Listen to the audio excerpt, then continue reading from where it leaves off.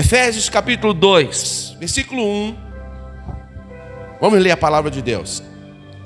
Vocês estavam mortos em suas transgressões e pecados, nos quais costumavam viver quando seguiam o presente século, ou a presente ordem deste mundo, e o príncipe do poder do ar, o espírito que está atuando nos que vivem na desobediência.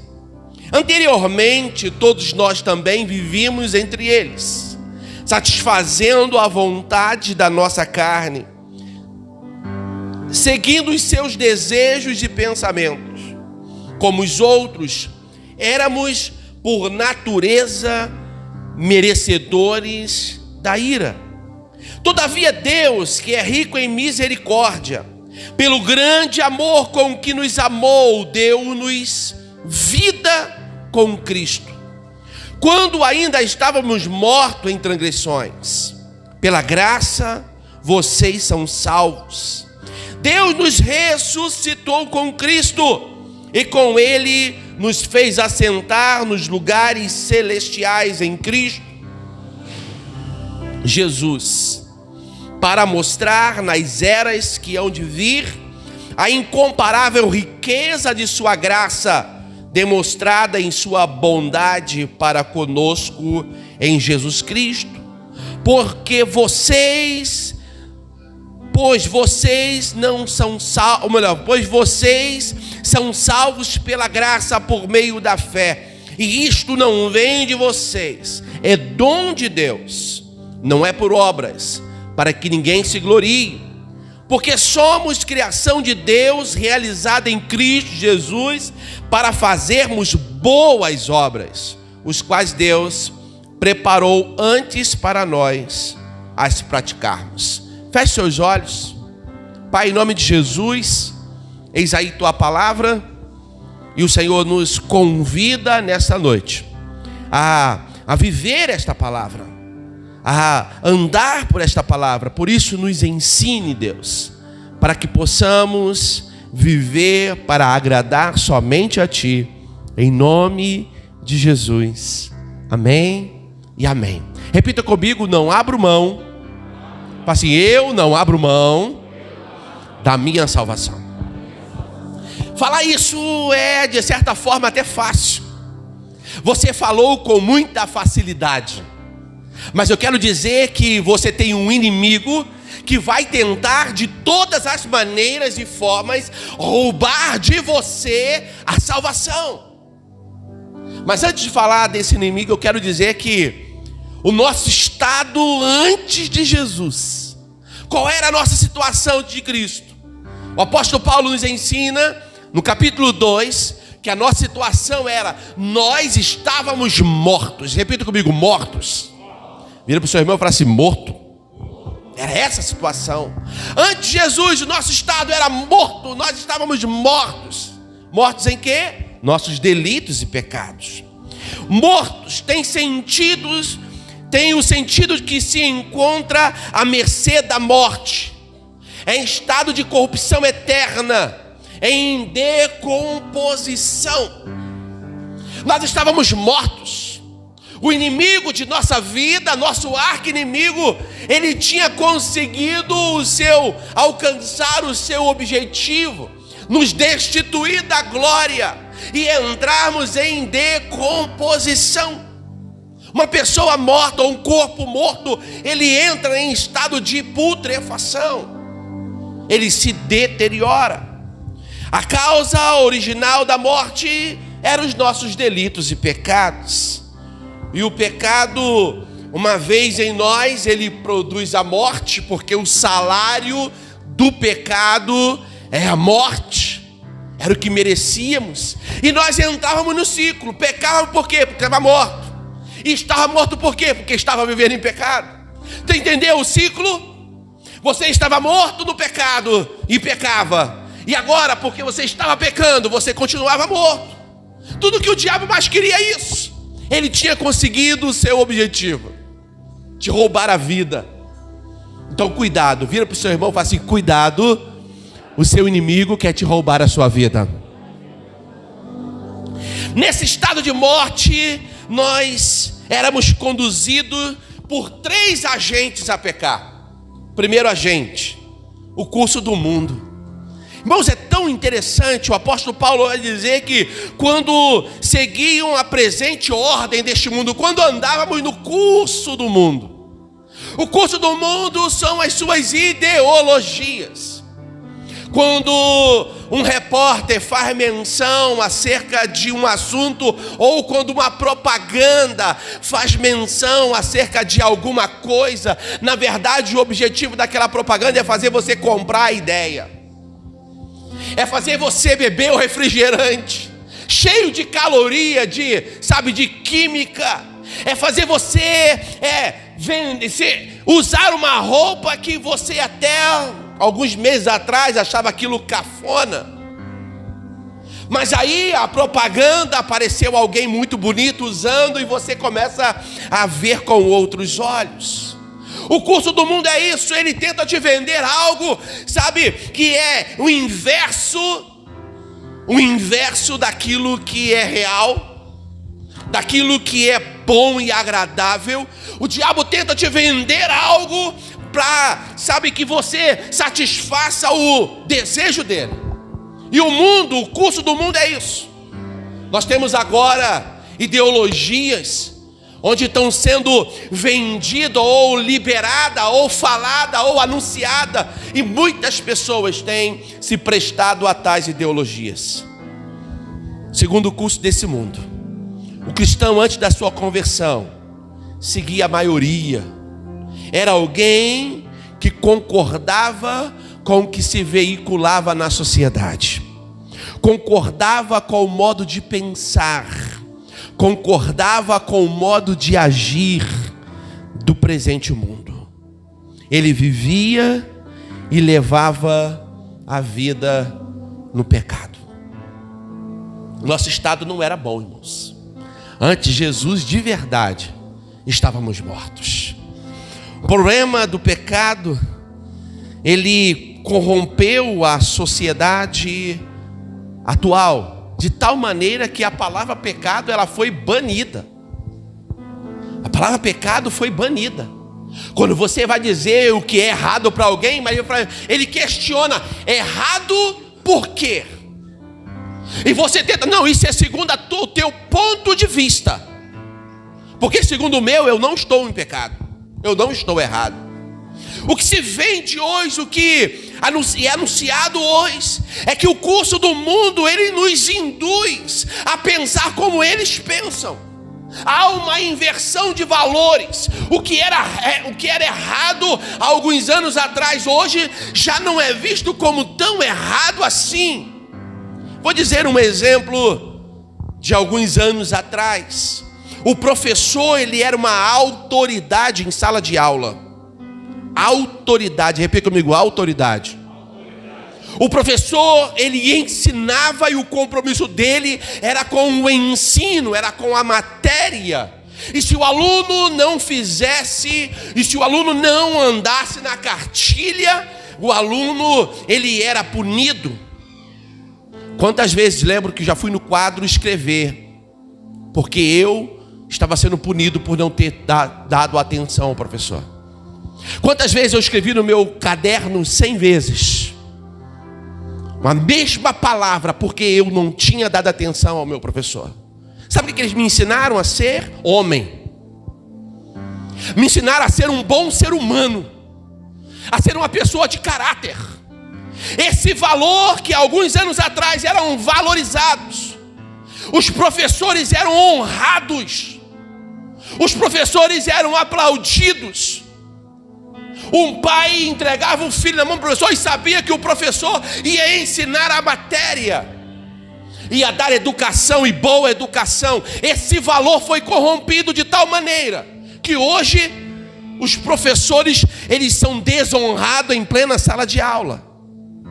Quando um pai ou quando um professor, ele pune um aluno por um erro que cometeu, o pai, ele toma as dores do filho e vai tomar satisfação com o professor. Isso é à beira do ridículo.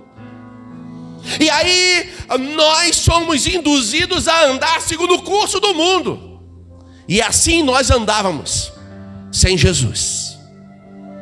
O segundo agente que nos induzia ao pecado é o príncipe da potestade do ar. Tem pessoas que acham que o diabo, que Satanás, ele é um ser mitológico. É alguém mais ou menos com pernas de cabrito, com cara de pessoa, com orelha de bode, com tridente na mão, rabo, sabe, de escorpião. Algo da mitologia de séculos passados. Nós temos que tomar cuidado, porque o diabo, irmãos, ele está longe de ser isso. O apóstolo Paulo vai dizer que ele é o príncipe deste século. O diabo, ele é alguém real. Ele é uma pessoa. Nós vamos entender pela palavra que ele é um ser, é um ente pessoal. Não é uma força mística. É um ser espiritual. Um anjo caído. O diabo, ele então atua na vida dos filhos da desobediência, como atuava na nossa vida antes de Jesus. Ele atua manipulando, ele atua, sabe, agindo, ele atua possuindo. Tem pessoas que acham que uma pessoa cheia do diabo é alguém que está possesso. Existem pessoas que são possuídas de demônios. Mas o diabo age, irmãos, no sapatinho. Nem sempre, porque quando uma pessoa está possuída, ela é manifesta. Então vem alguém, expulsa esse demônio, o demônio sai e a pessoa então é liberta. Um problema maior é quando o diabo não é percebido no ambiente. E eu quero dizer algo para vocês, pasmem. Às vezes pessoas cheias do diabo, cheias de demônios, elas se aproximam, ela cumprimenta, ela sorri, ela fala conosco e nós nem as percebemos. Porque o diabo, ele gosta de passar despercebido. Repita comigo assim: o diabo gosta de passar despercebido. Porém, nós não podemos achar que pelo fato dele estar passando despercebido, ele não está nem aí para a gente. Ele é alguém que age de forma feroz. O seu objetivo é te levar para o inferno, é me levar para o inferno. O fato de eu não estar vendo ele atuando, ele é o príncipe deste século. Ele está atuando e o objetivo dele é de nos fazer pecar. Falamos que o curso deste mundo nos leva a pecar. Agora falamos que Satanás, o príncipe da potestade, conforme diz Efésios capítulo 2, também nos levam a pecar. Terceiro, segundo a inclinação da nossa carne.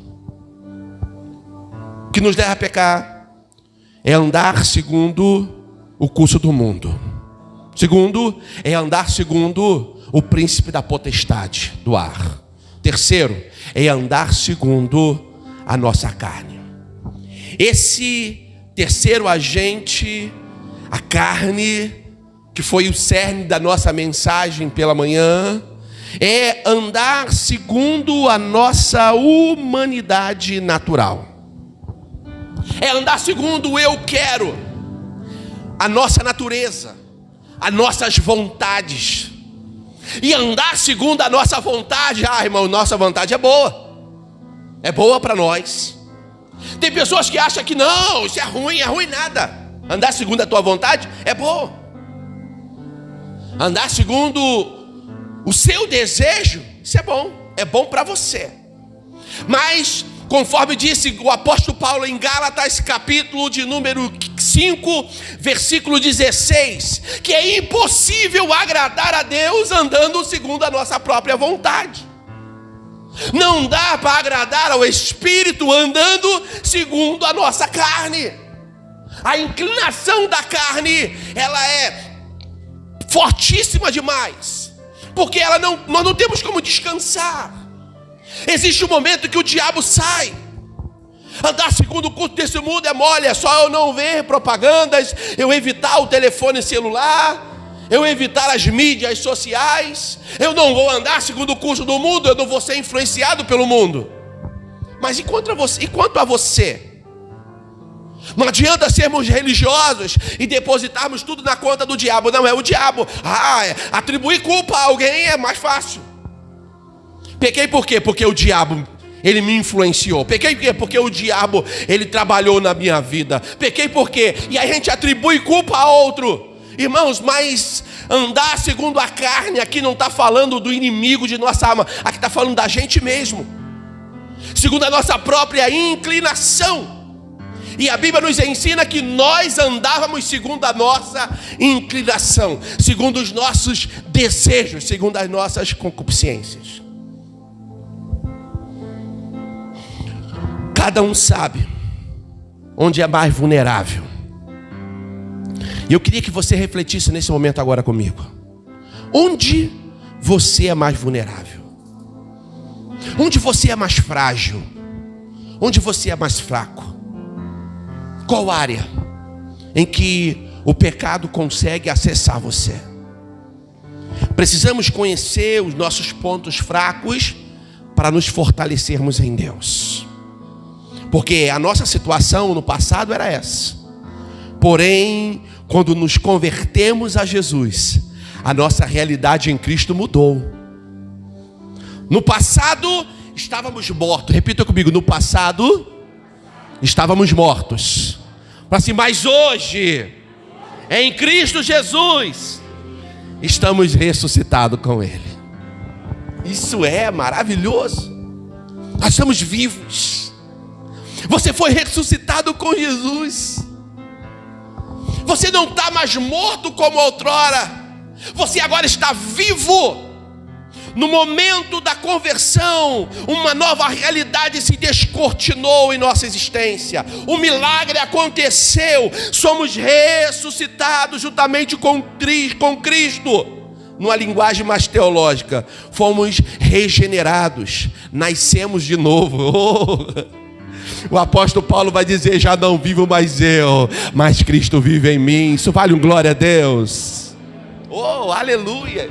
Esse novo estado é maravilhoso. Mas ele acontece em nossa vida, segundo esse texto do apóstolo Paulo, sabe, na demonstração em 3 atributos divinos. 3 formas de Deus trabalhar em nós. Primeira é a misericórdia do Senhor, que é a causa de não sermos consumidos. Mas pergunta para mim, o que é misericórdia? Pergunta para o seu irmão assim, o que é misericórdia? Ih, você conseguiu falar mesmo aí? Misericórdia é o ato de Deus não nos dar aquilo que nós merecíamos. Deus, ele não vai dar a você aquilo que você merece. E pela nossa natureza, éramos merecedores da morte, éramos merecedores do inferno, estávamos destinados à ira divina. Mas a misericórdia do Senhor, sabe, nos impede de recebermos aquilo que nós merecíamos. A morte era o nosso prêmio, mas a misericórdia do Senhor arrancou de nós esse prêmio. Essa ira divina que deveria cair sobre nós com toda a justiça. Mas descobrimos que a ira de Deus não exclui a sua misericórdia. E aí, mais uma vez, a misericórdia do Senhor é a causa de não sermos consumidos. Segundo ponto, a graça de Deus, ou melhor, o grande amor de Deus. Deus nos amou com um grande amor. Repita comigo, grande amor. Irmãos, esse amor foi tão grande a ponto de Jesus morrer no Calvário por você. Esse amor foi tão grande a ponto dele se doar de forma plena por você. A misericórdia se relaciona com o amor de Deus. E devemos ter em nossa memória que Deus nos amou e nos vivificou. Olha o que vai dizer o apóstolo Paulo aos Efésios, capítulo 2, versículo 4. Por causa do grande amor com que nos amou. Por que nós não fomos destruídos? Por causa do amor dele. Porque ele nos trata com misericórdia, porque ele nos ama. Por que ele não nos destrói? Porque o amor dele é tão grande que ele não nos dá aquilo que nós merecíamos. O amor de Deus se mostra na atitude de Jesus em se entregar por amor. Jesus não era merecedor do Calvário, mas o amor de Deus foi tão grande que ele foi capaz de aplacar a sua ira através do sacrifício de Jesus. Terceiro ponto, a sua graça. O texto vai dizer que pela graça sois salvos. Isso é tão maravilhoso. Quem de nós já não ouviu esse texto? Graça. Graça é o favor não merecido. A misericórdia, ele não nos dá aquilo que nós merecíamos, que é a ira, que é a morte eterna. A graça é o favor não merecido, ou seja, ele nos dá aquilo que nós não merecíamos, nos dá o bem que nós não merecíamos, nos dá a salvação que nós não merecíamos. Estávamos destinados à ira divina, mas a graça nos alcançou e hoje somos destinados aos céus. Temos o céu por herança, oh glória! Temos, o prazer de um dia nos encontrar com o Senhor por causa da sua graça, do seu favor não merecido. Como diz o texto, pela graça sois salvos por meio da fé. E isto não vem de vocês, é um dom de Deus. Foi só por causa da obra do Calvário que nós conseguimos acessar tamanha graça. Conseguimos acessar os céus. Por que Deus fez isso? Conforme diz o versículo 7. Efésios, capítulo 2, versículo 7. Vai dizer assim: para mostrar nas eras que hão de vir a incomparável riqueza da sua glória, demonstrada em sua bondade para conosco em Cristo Jesus. Para mostrar para toda a eternidade como Ele é rico em graça e misericórdia. Foi por isso que Ele nos deu. Porque Ele é tão bom para conosco. É para mostrar para todos que Ele é um Deus gracioso e amoroso. Outra, Ele não precisava, viu? Ele não precisava demonstrar para ninguém que Ele é Deus, que Ele é um Deus misericordioso, cheio de graça e de amor. Ele não precisava fazer absolutamente nada disso, mas Ele fez para tirar-nos da situação de inferno e colocarmos na condição do céu. Ele fez isso por amor a você. Coloca a mão no seu peito e fala assim: Deus me ama. Há um louvor que fala: Deus me ama e o teu amor é tão grande, incondicional. Vamos lá? Deus me ama e o teu amor é tão grande, incondicional. Irmãos, olha que amor maravilhoso é esse. Não, merecíamos, mas Ele resolveu nos abençoar. Agora, depois que fomos abençoados, nós não podemos negligenciar que a graça nos alcançou. Não é para bater no peito e, nos acharmos os melhores da terra. Não, irmãos. Ele nos salvou para um propósito. O texto de Efésios capítulo 2, versículo 10. Porque somos criação de Deus.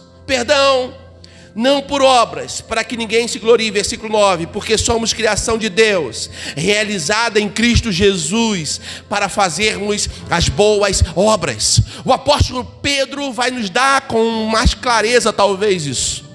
No versículo 9 da sua primeira carta, capítulo 2, Vai dizer que nós somos a geração eleita, o sacerdócio real, a nação santa, o povo de propriedade exclusiva de Deus, para que anuncieis as grandezas daquele que vos tirou das trevas e nos transportou para o reino da luz. Nós devemos anunciar as grandezas de Deus àqueles que hoje estão na condição de pecadores, afastados da graça, daqueles que estão hoje aprisionados do pecado, sabe, andando segundo o curso desse mundo, manipulado pelo príncipe da potestade, vivendo para satisfazer os seus próprios desejos, e nós devemos ir ao encontro deles e anunciar que existe um Deus maravilhoso que é capaz de nos salvar, de nos abençoar e de nos levar para o céu. Isso vale um glória a Deus, irmãos. Aleluia! O Senhor quer nos transportar para a sua glória, com o objetivo de que nós produzamos, ou que tenhamos, ou que pratiquemos as boas obras. Você não pode, irmão, ser salvo só pelo fato de ser salvo e permanecer na mesma condição de indiferença. É como você está vendo alguém caindo no buraco e você cruza os seus braços. Assim como eu enxerguei, ele também vai enxergar. Se ele cai no buraco, você é culpado por ele ter caído, porque você não avisou. Deveria ter alertado ele. Tem pessoas vendo o outro caindo, mas não falam nada. Tipo assim, a vida é sua, a vida é dele, e que ele cuide dela. Só que Jesus morreu, irmão, na cruz do Calvário para nos salvar. E Ele agora conta conosco para ajudar a outros a encontrarem a salvação também. Por que isso? Porque nós fomos salvos pela sua misericórdia. Por que isso? Porque fomos salvos pelo seu grande e infinito amor. Por que isso? Porque fomos salvos pela sua graça para as boas obras. Não é só para receber, bater no peito e dizer eu tenho, eu sou o cara, Deus é bom o tempo todo. Ele deseja que anunciemos, que venhamos a falar, salvos pela fé para produzir boas obras. Esse é o propósito da salvação. Você foi salvo para isso. Conforme diz o tema dessa mensagem, não abra mão da sua salvação. Não abra mão, você não pode abrir mão. Há um louvor que diz: eu não abro mão da minha salvação. Você não pode abrir mão, porque o inimigo vai tentar roubar você. Ele vai tentar tirar o que há de mais precioso na tua vida. Tem pessoas que acham que o que é mais precioso é a família. Tem pessoas que acham que o que é mais precioso é o patrimônio conquistado, ou o trabalho, ou o dinheiro que se acumulou pelo trabalho. Irmãos, o que é mais precioso não são as coisas ou o que temos aqui. O que é mais precioso é a nossa salvação. Ama o que você tem? Você ama a sua família? Então não abra mão da salvação. Fala de Jesus para ela.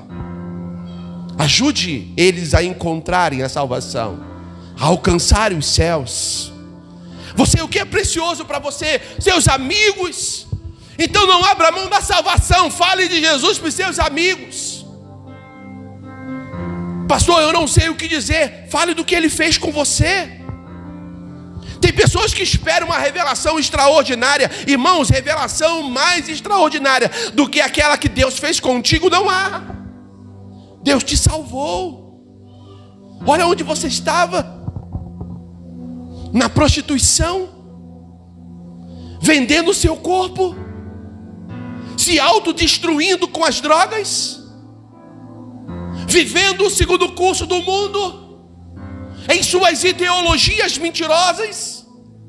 O Senhor foi lá onde você estava e Ele te trouxe. Ele te amou, e o amor dele, Ele enxergou o valor. Nós só somos capazes de amar alguém ou alguma coisa quando enxergamos valor naquilo. Porque quando nós não enxergamos valor, nós desprezamos. Tem pessoas que desprezam porque não conseguem enxergar valor. Desprezam a salvação porque não conseguem enxergar valor na cruz. A cruz para eles só foi vergonha. Foi vergonha que Jesus pagou para que de graça pudéssemos ser salvos. Você pode glorificar a Deus? Ele suportou a cruz para que você não precisasse passar por ela. Ele te abençoou com tão grande salvação. E agora, irmãos, que nós fomos alcançados, nós não podemos ser improdutivos. O Senhor conta com a gente. Eu quero finalizar essa mensagem dizendo que Jesus, do seu ministério terreno, Ele pregou aos seus discípulos, Ele anunciou, Ele foi um exemplo, foi Ele que os chamou, Ele abençoou, Ele os alimentou, Ele caminhou junto, dormiu junto com eles. Mas quando Ele estava terminando o seu ministério, Ele contou-lhes uma parábola. Certo Senhor, tendo seus servos, os chamou e confiou a um 5 talentos, e confiou ao outro 2 talentos, e confiou ao outro 1 talento. Passado-se um tempo, o Senhor voltou, e o que tinha 5, ele apresentou ao Senhor 10 talentos. O que tinha ganhado 2, ele apresentou ao Senhor 4 talentos. E a esses 2 o Senhor disse para eles: vinde, bendito do meu Pai, possuí por herança o reino que vos está preparado desde a fundação do mundo. Porque foste fiel no pouco, sobre o muito te colocarei. Entra para as bodas do Senhor. Mas teve um gaiato que também se apresenta. E agora ele se apresenta com 1 talento. E Jesus falou assim, e o Senhor falou: 1 talento? Ele é, Senhor, eu sei que tu é um Deus justo, Deus bom, Deus maravilhoso, supimpa, gente fina, toda a vida. Sei que o Senhor cobra de quem não tem. O Senhor é um Deus tão justo, fiel, que eu fiquei com medo e eu enterrei o meu talento. E agora eu estou te devolvendo. O Senhor olha para ele, sabendo você que eu sou desse jeito, por que você não colocou no banco? Pelo menos agora me devolveria com juros. E o Senhor então dá uma sentença para aquele que apresenta só 1 talento, dizendo: apartai-vos de mim, maldito, para o fogo eterno, onde é lugar de sofrimento para o diabo e seus anjos. Irmãos, os 3 receberam talentos. Os 3 receberam presentes, dons, dádivas. Eles não recebiam porque eram bons, eles receberam porque o Senhor viu neles confiança, capacidade para administração. O que recebeu 5, o Senhor falou assim: esse é poderoso, esse pode me devolver 10. Esse cara é bom. O que recebeu 2, não, esse cara é bom, ele vai me devolver 4. Ele é capaz. O que recebeu 1, esse cara é bom, ele vai me devolver pelo menos 2. Porque ele é bom administrador. Cada um recebeu segundo a sua capacidade. Mas o que recebeu 1, ele se achou no direito de enterrar o seu talento. O Senhor nos salvou. Ele se utilizou de sua graça, do seu amor e da sua misericórdia para a produção de boas obras. Você não pode enterrar o seu talento. Você não pode abrir mão da sua salvação. Você está entendendo? Quando você enterra os seus dons, quando você enterra os seus talentos, você está abrindo mão da salvação. Os 2 que receberam 4, um recebeu 5 e o outro recebeu 2, receberam uma palavra maravilhosa: vinde e possuí por herança. O que enterrou o seu talento, apartai-vos de mim, maldito. Não abra mão da tua salvação. O Senhor te salvou, então, irmãos, abrace essa salvação. Agarre ela. Não há nada neste mundo que se compara a tamanha salvação. Nada se compara a tamanha graça, a tamanho poder, a tamanho, sabe, algo tão extraordinário. O apóstolo Paulo, tendo consciência de que ele não poderia deixar de falar do amor de Jesus, ele foi capaz de dizer: ai de mim se não pregar o evangelho, ai de mim se não praticar as boas obras. Foi para isso que o Senhor me salvou, para a prática das boas obras. Quero alertar vocês, meu querido, não abra mão da sua salvação. Não existe pecado, não existe demônio, não existe prazer maior do que o de agradar a Deus. Agora eu vou dizer alguma coisa para você. Agradar a Deus nem sempre vai ser agradar a você mesmo. É um conflito eterno. Se você agradar a você mesmo, suas paixões, seus desejos, suas vontades, você não vai conseguir usufruir de todas as bênçãos que o Senhor preparou para aqueles que o amam. Nós não estamos aqui para passar um tempo, irmãos. Tem pessoas que vieram do Tricampeão, pessoas que vieram do Belmonte, pessoas que vieram do Bairro da Paz, pessoas que vieram do Valdariosa, pessoas que vieram, sabe, do Centro de Queimados, vieram do Fanchen. Nós não viemos aqui da Caixa d'Água, da Nova Cidade, pessoas de São Simão. Nós não viemos aqui porque é legal.